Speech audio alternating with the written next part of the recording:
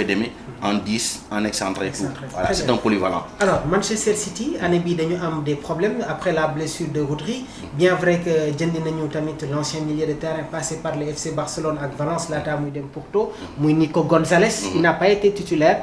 Dañ doon gis un milieu de terrain Gundogan ak ki nga xamantene moom mooy Kovacic. Le retour de Rodri, l'arrivée de Tijani Reinders. À quoi s'attendre réellement sur ces milieux de terrain des Citizens? Ce sera très compliqué parce que Nico c'était un renfort de taille vers la fin de saison. Donc bi nga xamé né xamone nañ né peut-être Rodri du ñëwaat carrément et que on devait s'attendre à la saison prochaine à un retour de Rodri. Donc ñu dem Porto jënd Nico, un joueur formé par le FC Barcelone avec toutes ses qualités.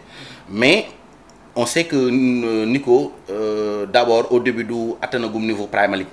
Donc il a joué quelques matchs, il a drainé quelques lacunes donc visibles.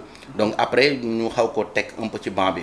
Mais avec la venue de l'international néerlandais, Tijani Reinders, donc c'est un autre City. C'est un autre City. Donc avec Rodri, le retour de Rodri, donc moi je pense que City assuré un milieu de terrain. Très bien. Voilà. Wax nañu sur tamit cette équipe Citizen sans pour autant oublier l'arrivée de l'Algérien, arrière gauche bi di Aït Nouri. Aït Nouri, qui renforce juste cette équipe-là. Donc qui était déjà belle. Donc on connaît le dispositif défensif que City dispose actuellement. Pour nous citer ay yenen joueurs yo xamné len jënd sur le plan, il y a Reich aussi le brésilien donc qui vient renforcer cette équipe là.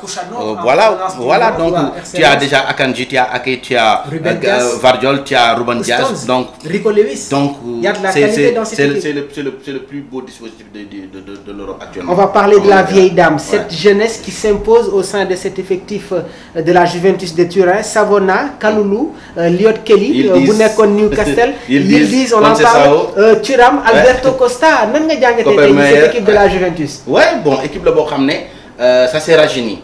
Parce que équipe Juventus li ñu doon casse très souvent mooy da doon am ay mag yu fa nekkoon on pense à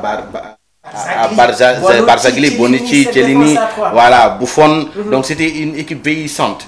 Mais depuis ces 2-3 dernières années-là, donc avec la nouvelle politique, ils ont changé en fait le visage de cette équipe-là, de la vieille dame. Donc en apportant de la chair fraîche, donc ces jeunes-là qui viennent actuellement occuper cette équipe-là, et actuellement ils sont en train de montrer de très belles choses.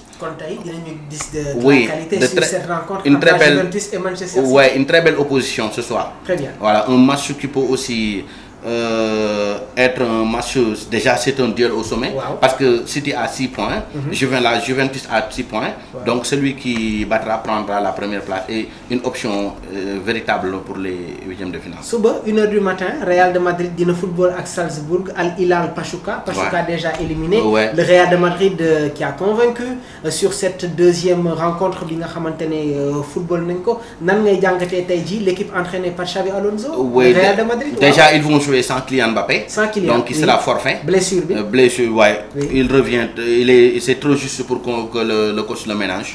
Donc malheureusement pour Xavi Alonso qui voulait le voir sur le terrain, mais ça va devoir attendre les huitièmes de finale si le Real Madrid se qualifie. Donc Salzbourg, ce ne sera pas à mon avis un match d'enjeu quoi. Voilà, le Real Madrid peut se qualifier facilement. Donc il suffit juste de jouer, de sortir le grand jeu, parce que depuis le début en fait de cette Coupe du Monde des clubs là, le Real Madrid n'a pas trop convaincu. On se rappelle du match passé donc qui a été gagné, mais bon, on se rappelle aussi le premier match du football avec Al Hilal aussi, le Real Madrid n'avait pas convaincu. Donc le deuxième match d'entrée de jeu, Asensio avait écopé d'un carton rouge, donc ce qui avait un peu pénalisé son équipe, mais heureusement, donc avec le but de Bellingham, ça s'est décanté et puis le Real Madrid a pu gagner le match. Asensio, Dean Huijsen, la paire centrale du Real de Madrid, avec les forfaits pour le moment, les blessures de Rudiger avec Alaba, Huijsen qui s'impose comme un titulaire indiscutable qui axe Real. Oui, voilà. Oui, c'est pensable. Mais pour Asensio, je ne pense pas. Moi, je pense que c'est Rudiger qui va retrouver le terrain après sa blessure. Donc, parce que c'est ça, en fait, la configuration. Asensio peut être remplaçant et il a à apprendre. Parce qu'il a 21 ans, c'est un jeune joueur. Donc, pas actuellement sur la nouvelle configuration du football européen. Donc quand tu as 17 ans, tu es déjà un grand joueur. Mais bon, à 21 ans, tu peux aussi apprendre davantage. Donc surtout quand tu as un joueur comme Rudiger qui a beaucoup d'expérience, tu peux apprendre à ses côtés. Ci équipe bu Real de Madrid bi am na ay joueurs yi nga xamante ne déjà jotoon nañ leen évoqué sur le départ. Modric dem na ci équipe bi di AC Milan. Rodrigo ñi ngi ko doon évoqué. Il y avait des couacs moom ak l'ancien entraîneur du Real de Madrid muy Carlo Ancelotti. Xavi Alonso dès sa première conférence de presse mu ne damay miser sur Rodrigo. Il n'est plus sur le départ. Arda Güler, Franco Mastantuono, la concurrence entre ces jeunes, lan la ñu mën a xaarani exactement sur ces duels-là. Oui, li ñuy xaar ci concurrence mooy comme actuellement partout en Europe. Déjà, tu vois à l'instar en fait du Real Madrid, le FC Barcelone est prêt à miser sur l'international espagnol, le joueur de l'Athletic Bilbao, Nico Williams. Donc pour juste renforcer en fait l'équipe, la concurrence, c'est pour le grand bonheur en fait de l'équipe. Donc Real Madrid actuellement attaquant il am yëpp ay option la ku doxul nga indi keneen. Voilà, donc tu peux changer autant de systèmes que tu veux.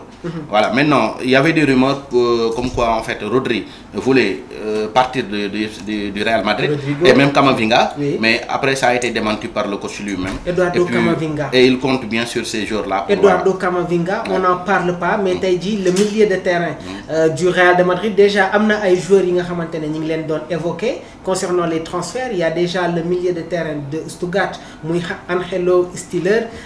Daaw Real de Madrid dafa amoon ay problèmes au niveau de leur milieu de terrain après le départ de Toni Kroos. Est-ce que waruñu tamit renforcer mu ci pàcc boobu? Oui, évidemment, parce que Real Madrid li nekkoon force am tout le temps c'était d'avoir un très bon milieu de terrain, un milieu de terrain de classe mondiale. Si vous achetez des joueurs comme Tchouaméni, comme Camavinga, qui sont des joueurs de très bons joueurs, mais quand même qui ne sont pas à la hauteur des joueurs comme Luka Modric Prime et Toni Kroos Prime. Maintenant, on s'attend à ce que Toni Kroos bu jugee ci Real Madrid que nga mën a am joueur de classe mondiale bu ko mën a remplacer. Doon nañ xalaat peut-être Odegaard bu fekkoon ne avec toutes les qualités qu'il a mu ngi fa ba léegi nii nii. doon na mën a peut-être remplir cette tâche-là. Enzo Fernandez ñu ko doon tudd voilà ñu ko doon tudd.